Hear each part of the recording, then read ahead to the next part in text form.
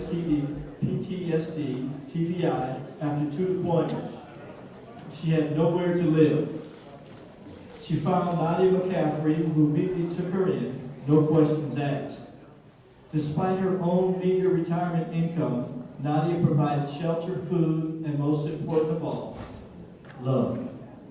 With Nadia's guidance and support, Lori now has her own home and much of her life back. Lori is not the only vet who was rescued from the streets and nurtured back to life. 29 veterans have graduated from Miss Nadia's program. Today, they too see her as family. After her son Patrick was killed in Iraq, Nadia McCaffrey turned her grief into passion for wounded soldiers. She gave her heart, home, and her own money to homeless and disabled vets who have nowhere else to go. She also started a nonprofit using her home as a base and example, selflessly and passionately appealing on the behalf of homeless and disabled veterans. Ladies and gentlemen, I give you Nadia McCaffrey. Hello, everybody. It's a pleasure to be here with you this afternoon. I got shamefully lost and missed half of the day, but here I am. Yes, June 22nd, 2004. I will never forget this day, and this is the day where I was told that my son was shot 8 times and killed in Iraq. I don't have to explain to you that my life as it was completely changed. What to do next?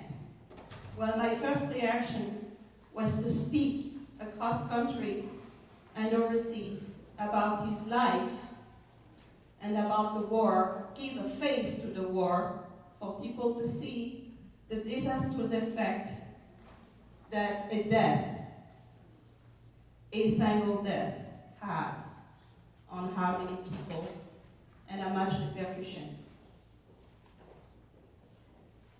I opened my heart to look and try to make a difference.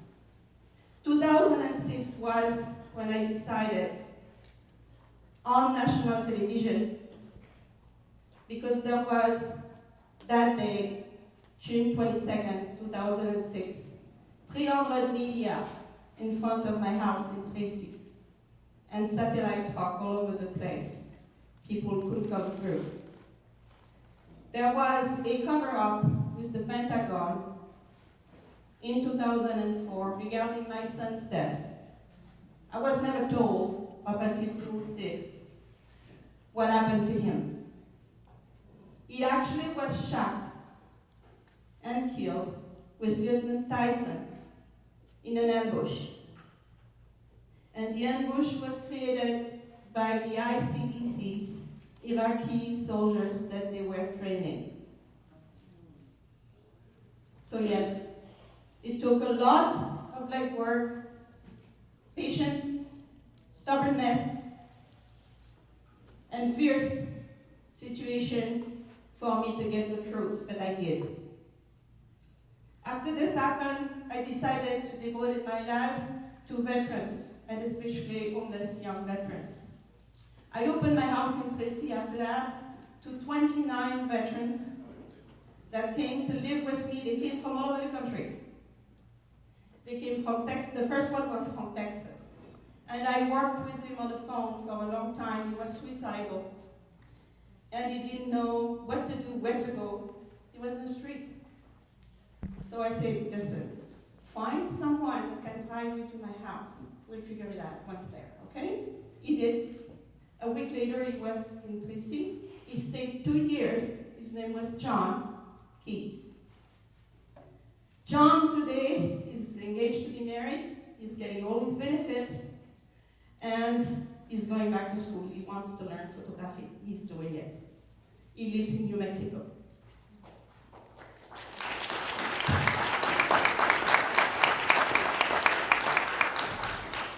And women, veteran, Lori, that I was introduced with, stayed here in my house. She came from Pennsylvania. After to return home to her mother slammed the door in her face and said, "You can't stay here." She had nothing in the world but her car. So she was sleeping in her car. She somehow, through her phone, found my website and called me. And I said, "Lovely, if you can drive to the house, you're welcome to stay." She did that. She stayed 1 year with me. And the next day, she was in tears, and she said, "I can't stay here. I don't have any money. I just can't stay here like this. I can't work. I have PTSD." And she had TBI. She was a medevac in Iraq. She was shot at. You name it. The situation she's been into were unbelievable. Wonderful young woman. And she said, "What are you saying?" "Of course you're staying. I don't ask you for anything. Just put your life together. We'll take you to the VA. We'll get your benefits started. You can go to school after that, and then you will decide for yourself." Today she bought a home in Oregon. She's going to get married as well. She just is completing her master, and she calls me every month.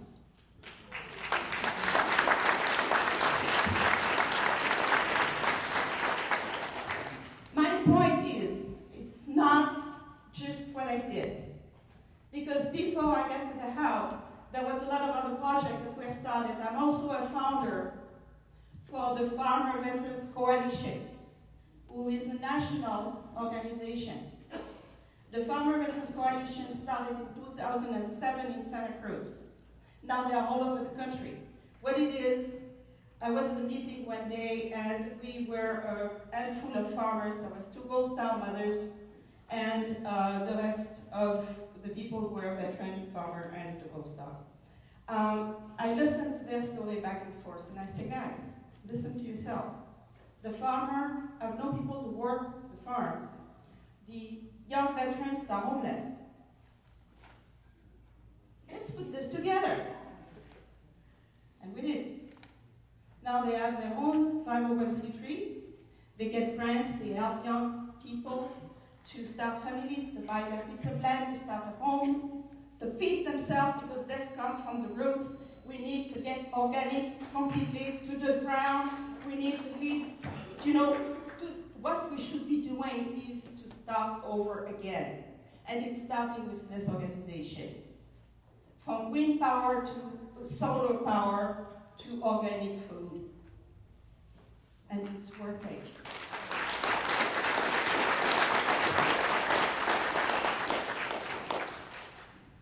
Before this, I started a project in Guerneville.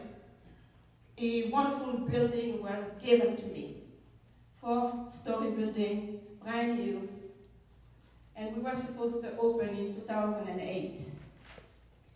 3 neighbors turned against the project. In other words, not in my backyard. We couldn't go ahead. I did everything that I could think of to change their mind. We did meetings, we talked to everybody. No, that just stopped the project. That's when I started to decide to do the same thing in Crécy, the house. And the house has become a national project because it works. Out of 29 veterans that I had through the house, everybody now is pretty much back on track. I'm pretty tough when it comes to vets, rules, and things.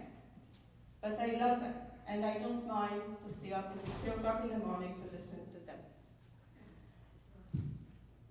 Yeah, so I'm just a mom. I'm Patrick's mom. That's who I am. I always will be. He was my only child. So those kids are now my family. Okay? And because I can do a little bit to make a difference, I think many other people could be inspired and try to look closer at our veterans today. It's heartbreaking what they have to go through sometimes. And they are my life, they are my family, and I will not stop advocating. And sometimes I need a very bad time to the VA. But we usually won. So I live now here, and I will get engaged into, we're looking for a house in Long Beach to start a house for women, homeless women veterans. I'm talking to our congressman, and I will talk to as many people as it takes, but we're going to find a place for the mom to come and the women to come too, okay? They don't belong in the street, nobody does. So I think I am just about the end of my, but my point is about the whole speech. We all can do something. We all can, even if it seems like it's hopeless, nothing is ever hopeless, never.